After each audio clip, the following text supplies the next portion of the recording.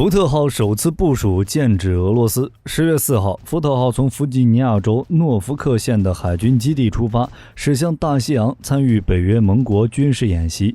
1月26号，完成了其首次作战部署，结束了为期53天的旅程，返回了母港诺福克海军基地。美国这次部署福特号，本来是想跟好朋友一起测试武器性能，也就只有一次演习，但是半路又突然加了一个北约5大航母演习，目的也很明确，剑指俄罗斯。不过单从威慑角度来讲，这次的力度也太大了。5艘航母一同出行，火力军认为福特号这是已经做好了战斗准备。从表面上来看，福特级与尼米兹级似乎没有什么区别，但是福特级体现的是美国海军全电舰艇概念，因为新一代舰艇需要在高威胁环境下作战，要求能够对付隐身能力更强、速度更快、机动性能更好的目标，所以福特号彻底抛弃了蒸汽弹射，启用电磁弹射。相比尼米兹级，其充电周期要短得多，大幅提高了舰载机的日出动量，由原先每天120架次增加到每天160架次。动力方面，采用2座核反应堆、4座蒸汽轮机4轴推进，最多可以提供200兆瓦的电力，而尼米兹级只有68兆瓦左右。与尼米兹级相比，福特号上的主力舰载机将全面更换为 F-35C， 还有什么 X-47B 无人战机、无人潜航器，福特号也有。按照规划，福特级还要配备新式武器，比如激光武器、电磁轨道炮这些高大上的东西。未来防区外高超声速飞行器的速度将超过6马赫，甚至是10马赫，射程超过1000公里，可以在航母编队之外发起攻击。这只是表面上的东西，福特号航母还配备了新型的网络战系统、涡轮电力阻拦装置、先进武器升降机以及信息栅格化等关键技术。其装备的攻击武器不仅可以接受本机的控制，还可以在线接收其他授权用户的控制，打谁由谁打，以及在什么时间、地点、方向用什么武器打，都是基于云计算的网络统筹，其适时性、有效性并不是数量简单叠加能比拟的。根据美国海军评估，一艘搭载75架舰载机的尼米兹级航母在3天的作战时间内，每天打击的目标数是248个，而搭载同等数量舰载机的福特号航母，其打击的目标数将达2000个以上。考虑其他武器的使用，其综合作战效能要高出尼米兹级3倍。不过也是因为武器性能过于先进，福特号一直小毛病不断。从2017年服役以来，就一直处于各种问题不断的状态，大部分时间都宅在港口里进行维修改进。毕竟对于新型武器装备来说，稳定性和可靠性是最重要的，而福特号迟迟不能进行部署，归根结底还是各种技术过于超前，而且未经验证，不是现有的成熟技术，这才导致了长期维修的问题。从2005年开始建造以来，福特号采用了至少23项新技术，过多新技术的结果就是进度拖延和技术故障不断，包括先进武器升降机以及电磁弹射系统等关键设备。比如武器升降机，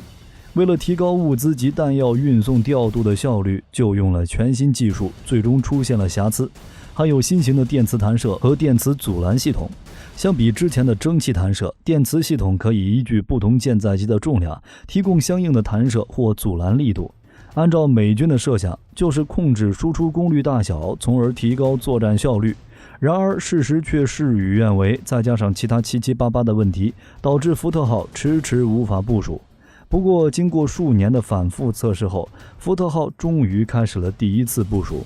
而且还跟好兄弟的海军一起举行联合演习。这意味着美国海军认为其主要技术问题已经得到解决。航母打击群中包括美国海军的提康德罗加级巡洋舰诺曼底号以及拉米奇号等3艘阿利伯克级驱逐舰，5艘美国舰艇构成了编队主力。德国海军派出了萨克森级护卫舰艾森号，以及西班牙海军 F-100 型护卫舰阿尔瓦罗德巴赞号。在演习中，加拿大、丹麦、瑞典、芬兰、法国和荷兰等6个国家也会派出舰艇。从总体规模来看，有9000名海军人员、20多艘舰艇和60余架飞机，再加上福特号航母战斗群的水兵，这次的部署演习直接超过1万人，战机过100架。第一次部署就选在大西洋方向，这是40多年来第一次有机会在全新的美国航母上测试先进技术。不过在这次部署上，福特号上没有配备 F-35，依旧是以超级大黄蜂为主，还有 E-2D 预警机、EA-18G 咆哮者以及 MH-60 海鹰直升机。有一说一，就算是没有 F-35C 大甲板，看着还是挺不错的，排满了战机。在这次的作战部署中，福特号所搭载的第8舰载机联队完成了多次实弹投射、反潜作战、反水面作战以及综合防空等联合作战演习，一共完成了1250架次的飞行训练，投掷了78.3吨弹药。另外，福特号还完成了13次行进间补给任务，目的就是验证其搭载的新型电磁弹射系统以及高级阻拦装置的可靠性。按照美国的计划，福特号应该就这一次演习之后就是在海上逛几圈就回家了。结果11月17号的时候又丢下一个重磅炸弹，北约5艘航母集结演习。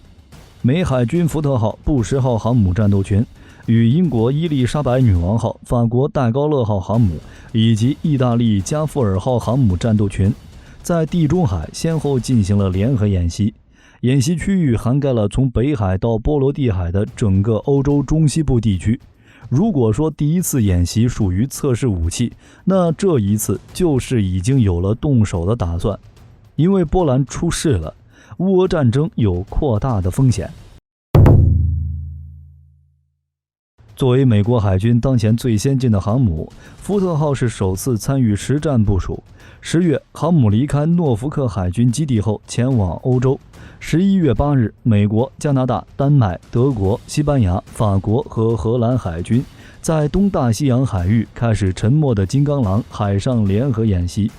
11月14日抵达索伦特海峡。11月17号的时候，五角大楼表示，美国2艘核动力航母福特号和布什号将与法国、意大利和英国的航母举行的大规模联合演习，以展示北约的凝聚力和互操作性。在今年8月，布什号就已经开始执行任务了。当时他负责在俄乌冲突中收集情报，给乌军帮了不少忙，其他4艘则都在欧洲区域。据说北约国家在地中海举行联合军演并不稀奇，但这次军演规模之庞大，阵容之豪华，可以说非常罕见。毕竟5艘航母同时部署在北约历史上是前所未有的。那么问题来了，北约4国为何要选择在这个时间节点出动5艘航母到欧洲举行联合军演，还说是为了应对未来高端冲突所做的预演呢？北约公布5艘航母联合行动消息的时间可以说极为微妙。在美国说要演习的前一天，2枚导弹落入了波兰境内，造成2人死亡。虽说到后面发现导弹是乌克兰的，但你能确定不是俄罗斯干的吗？甩锅这事儿谁都说不准。而波兰军队已经在导弹事件后进入了战备状态。德国政府提议北约派遣战斗机部队入驻波兰，而在导弹事件发生前，北约已经向罗马尼亚、波兰等地派遣了大量地面部队。美军主力作战部队之一的第101空中突击师已在2战后首次进驻欧洲，部署到了罗马尼亚边境地带，时刻可以进入乌克兰。局势虽说处于紧绷状态，但我们知道俄罗斯肯定不会找事儿，没有理由。但这次不一样。可以说，乌俄战争因为波兰遭到导弹攻击，有战火扩散的风险，就像是3战的导火索。而北约的航母演习说是应对未来高端冲突的预演，说白了就是为了打大仗做准备。如果冲突一旦升级，北约航母战斗群可以迅速向乌克兰方向靠拢，通过远程打击武器打击俄罗斯军队，封锁黑海，掌握黑海的制空权和制海权，让俄罗斯黑海舰队和北海舰队受到严重威胁。需要注意的是，只要福特号航母战斗群进入地中海地区，以美军舰载机的飞行距离，福特号有足够能力从地中海地区威慑乌俄战场。这还是建立在土耳其不开放黑海通道的情况下。假如美国能和土耳其达成协议，放开黑海通道，让福特号航母打击群进入黑海，那么对俄军的影响有多大，明眼人都清楚。而协调欧洲大西洋地区的可靠战力，并展示北约的凝聚力，虽然没有明说，但在乌俄战争持续进行、波兰边境局势紧张的情况下，北约的行动无疑是战略层面的进攻态势，向俄罗斯施加压力。如果欧洲的局势发生变化，北约认为自己需要出手的时候，这3个航母战斗群就可以在爱琴海海域集结，然后视情况进入黑海，就是要让俄罗斯知道北约在波罗的海、黑海、北海的方向有强大的海上作战优势。俄罗斯舰队要想在大西洋地区与美国海上战斗，没有胜利的可能性。而且这5艘航母举办演习的时机也很不错，正好抓住了俄罗斯海军在地中海的力量空窗期。目前俄罗斯海军仅剩的2艘光荣级导弹巡洋舰乌斯季诺夫元帅号与瓦良格号刚结束在地中海的任务，相继返回母港休整。而俄海军在叙利亚塔尔图斯港的地中海分舰队只有一些排水量和火力有限的中小型舰艇，没办法反制北约的5大航母联合舰队。值得一提的是，这次大规模演习中还涉及航母甲板间的战机转移，这在以往比较少见。也就是说，通过舰载机在每一法的航母上互换，把演练战术级的联合作战能力作为了核心，有实战的感觉。而且美国在全球进行航母活动，一般规律是1艘威慑、2艘实战、3艘大战。这一次双航母在欧洲地区，就是说具备实战功能，有实战能力，演习也是向实战方向靠拢。你说这是准备向俄罗斯开火了，火力军都相信。不过就目前来看，结果是双方都没有动手。北约对乌克兰的军事介入还是主要以地面人员和军事装备援助的形式参与，航母打击群更多的还是威慑的情况，毕竟北约也不想扩大战争。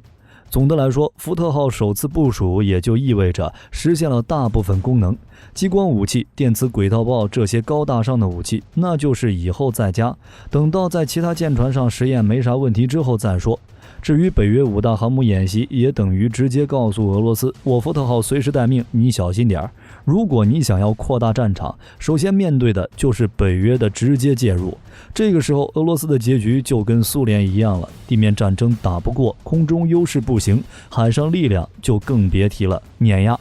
好了，这期视频到这儿就结束了。各位觉得福特号首次部署还有什么意义？欢迎在视频下方留言评论。如果视频内容有不对的地方，各位也可以在下方指正。我是火力军，下期见。